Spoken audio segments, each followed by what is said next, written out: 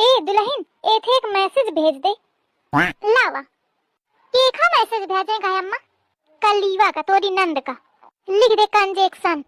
Conjunction हाँ बधाई बधाई दे का है। अच्छा कांग्रेचुलेशन हाँ वो है।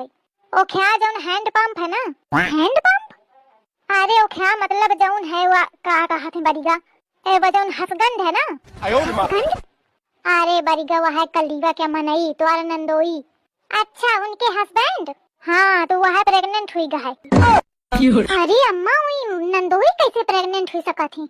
तू पागल तो अंग्रेजी वंग्रेजी आवती नहीं। नौकरी में बने प्रेग्नेंट हुई गए हैं। अच्छा मतलब नौकरी में उनके आदमी परमानेंट हुई गए हैं तो वही में बधाई दे का है। हाँ इतनी देर में समझी है कहा थी मैं बीए पढ़े हूँ।